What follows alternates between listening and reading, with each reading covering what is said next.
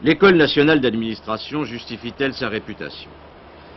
Créée en 1945 par Michel Debré pour démocratiser la fonction publique, l'ENA, qui a formé près de 3000 hauts fonctionnaires, représente pour les uns une entreprise spécialisée dans la fabrication des directeurs de cabinet, pour les autres, le creuset d'où sortent les meilleurs administrateurs du monde.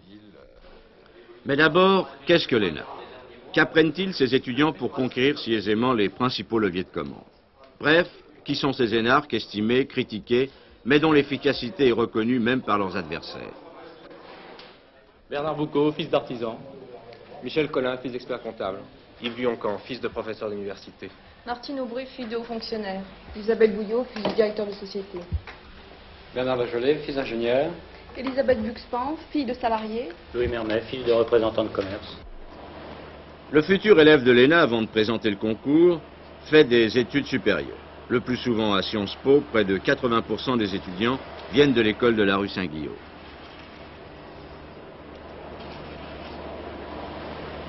De Sciences Po à l'ENA, il y a l'espace d'un jardin. Mais la traversée est difficile, le concours draconien, 1500 postulants pour environ 130 places. Un concours séparé et réservé aux fonctionnaires, un tiers des effectifs. La scolarité, qui dure 29 mois, débute par le stage, le plus souvent dans une préfecture. Richard Castera est stagiaire à la préfecture du Val-de-Marne. Qu'est-ce que vous faites actuellement? Je suis en train de relire une note que j'ai préparée pour le nouveau préfet qui doit arriver dans le département sur le budget départemental. Évidemment, il faut lui faire le point sur un certain nombre de dossiers pour qu'il soit rapidement au courant des affaires du département. Et les stagiaires de l'ENA se sont vus chargés d'un certain nombre de dossiers à préparer et le budget départemental est un de ces dossiers. C'est compliqué? Relativement, oui, surtout que l'expérience qu'on a pu nous en donner auparavant est restreinte et qu'on découvre des tas de problèmes, mais ça contribue à notre formation, justement. Le stage terminé, conférences et séminaires se succèdent rue des Saints-Pères. Relations internationales, problèmes économiques, langue vivante, etc. Cependant, pour certains élèves, on y enseigne surtout une attitude, un langage, le ton, image de marque du haut fonctionnaire, ce qu'on appelle ici le moule de l'ENA. Réflexion contestée par le directeur de l'école. Il n'y a aucun moule ici. D'abord, nous avons deux catégories d'élèves radicalement différentes, mais dont nous essayons de réaliser l'amalgame. Des étudiants qui viennent, nous verrons tout à l'heure dans quelle proportion, de Paris, de la province et des différentes couches sociales, et de jeunes fonctionnaires. Alors, en ce qui concerne En 1971, une réforme importante a en effet permis de diversifier l'enseignement. Autre critique, la composition sociale et géographique de l'école. 2% des élèves seulement sortent des milieux modestes, 56% viennent de Paris et de la périphérie. Pour entrer à cette école, il faut essentiellement préparer à Paris, parce qu'à Paris, la préparation est meilleure, parce qu'à Paris, évidemment, il y a des enseignants qui participent précisément au pouvoir, qui sont des cabinets ministériels, et qui ensuite font des cours à l'Institut d'études politiques. Alors qu'en province, cette chose n'existe pas. Il y a donc déjà une différence entre les provinciaux et les parisiens qui est extrêmement grave. Mais la critique la plus sévère concerne le classement de sortie. Les premiers, l'élite, choisissent traditionnellement les grands corps, Inspection des finances, le Conseil d'État, la Cour des comptes. 15 places environ.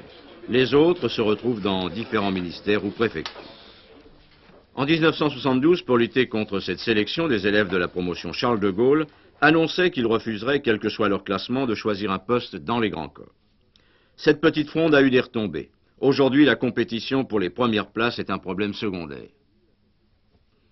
Pour que chacun ait sa chance ici, il faut deux choses. Un effort que l'école peut faire elle-même, elle le fait. Mais c'est assez limité à certains égards. Nous passons des conventions avec des universités de province pour les aider à envoyer ici, ou tout au moins à préparer intelligemment, des jeunes gens qui ne peuvent pas venir ici parce qu'ils n'ont pas d'argent.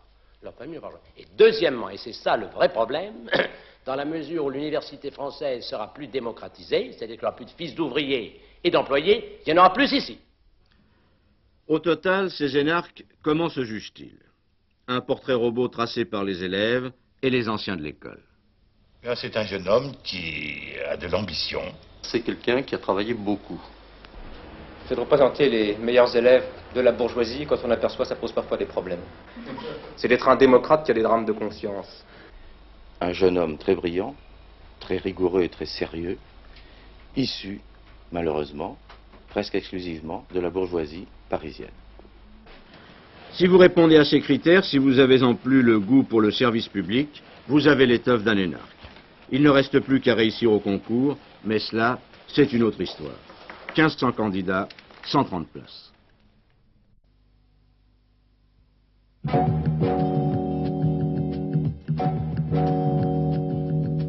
Voici donc la deuxième partie de notre enquête sur l'École nationale d'administration où sont formés les hauts fonctionnaires. Hier, nous avons parlé de la polémique. L'ENA est-elle l'école du pouvoir? Messieurs Giscard d'Estaing, Chirac, Poniatowski, Fourcade, 4 secrétaires d'État et un grand nombre de leurs collaborateurs sortent en effet de l'ENA.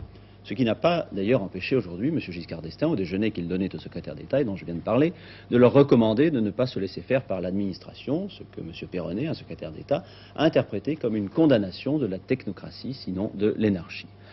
Aujourd'hui, faisons connaissance avec les hauts fonctionnaires de demain, la promotion 1974.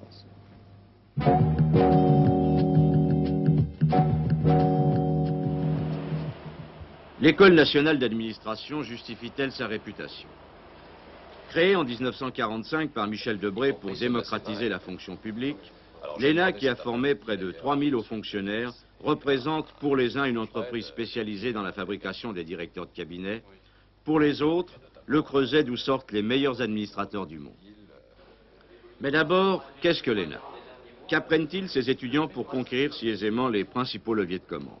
Bref, qui sont ces énarques estimés, critiqués, mais dont l'efficacité est reconnue même par leurs adversaires? Bernard Boucaud, fils d'artisan.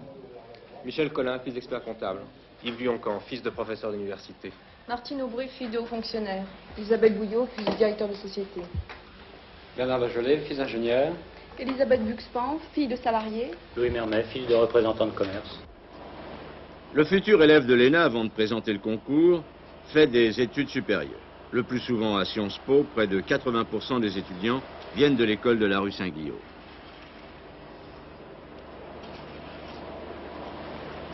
De Sciences Po à l'ENA, il y a l'espace d'un jardin. Mais la traversée est difficile, le concours draconien, 1500 postulants pour environ 130 places. Un concours séparé réservé aux fonctionnaires, un tiers des effectifs. La scolarité, qui dure 29 mois, débute par le stage, le plus souvent dans une préfecture. Richard Castera est stagiaire à la préfecture du Val-de-Marne. Qu'est-ce que vous faites actuellement? Je suis en train de relire une note que j'ai préparée pour le nouveau préfet qui doit arriver dans le département sur le budget départemental. Évidemment, il faut lui faire le point sur un certain nombre de dossiers pour qu'il soit rapidement au courant des affaires du département. Et les stagiaires de l'ENA se sont vus chargés d'un certain nombre de dossiers à préparer et le budget départemental est un de ces dossiers. C'est compliqué? Relativement, oui, surtout que l'expérience qu'on a pu nous en donner auparavant est restreinte et qu'on découvre des tas de problèmes, mais ça contribue à notre formation, justement. Le stage terminé, conférences et séminaires se succèdent rue des Saints-Pères. Relations internationales, problèmes économiques, langue vivante, etc. Cependant, pour certains élèves, on y enseigne surtout une attitude, un langage, le ton, image de marque du haut fonctionnaire, ce qu'on appelle ici le moule de l'ENA. Réflexion contestée par le directeur de l'école. Il n'y a aucun moule ici. D'abord, nous avons deux catégories d'élèves radicalement différentes, mais dont nous essayons de réaliser l'amalgame.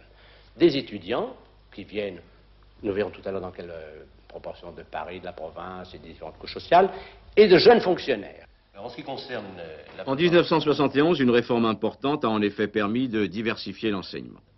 Autre critique, la composition sociale et géographique de l'école. 2% des élèves seulement sortent des milieux modestes, 56% viennent de Paris et de la périphérie. Pour entrer à cette école, il faut essentiellement préparer à Paris, parce qu'à Paris, la préparation est meilleure, parce qu'à Paris, évidemment, il y a des enseignants qui participent précisément au pouvoir, qui sont des cabinets ministériels, et qui ensuite font des cours à l'Institut d'études politiques. Alors qu'en province, cette chose n'existe pas. Il y a donc déjà une différence entre les provinciaux et les parisiens qui est extrêmement grave. Mais la critique la plus sévère concerne le classement de sortie. Les premiers, l'élite, choisissent traditionnellement les grands corps. Inspection des finances, le Conseil d'État, la Cour des comptes. 15 places environ. Les autres se retrouvent dans différents ministères ou préfectures. En 1972, pour lutter contre cette sélection, des élèves de la promotion Charles de Gaulle annonçaient qu'ils refuseraient, quel que soit leur classement, de choisir un poste dans les grands corps. Cette petite fronde a eu des retombées. Aujourd'hui, la compétition pour les premières places est un problème secondaire. Pour que chacun ait sa chance ici, il faut deux choses. Un effort que l'école peut faire elle-même, elle le fait. Mais c'est assez limité à certains égards. Nous passons des conventions avec des universités de province pour les aider à envoyer ici, ou tout le moins à préparer intelligemment, des jeunes gens qui ne peuvent pas venir ici parce qu'ils n'ont pas d'argent. Leur famille n'a pas d'argent. Et deuxièmement, et c'est ça le vrai problème, dans la mesure où l'université française sera plus démocratisée, c'est-à-dire qu'il y aura plus de fils d'ouvriers et d'employés, il y en aura plus ici. Au total, ces énarques, comment se jugent-ils? Un portrait robot tracé par les élèves et les anciens de l'école. C'est un jeune homme qui a de l'ambition. C'est quelqu'un qui a travaillé beaucoup. C'est de représenter les meilleurs élèves de la bourgeoisie quand on aperçoit ça pose parfois des problèmes. C'est d'être un démocrate qui a des drames de conscience. Un jeune homme très brillant, très rigoureux et très sérieux, issu, malheureusement, presque exclusivement de la bourgeoisie parisienne. Si vous répondez à ces critères, si vous avez en plus le goût pour le service public, vous avez l'étoffe d'un énarque. Il ne reste plus qu'à réussir au concours, mais cela, c'est une autre histoire. 1500 candidats, 130 places.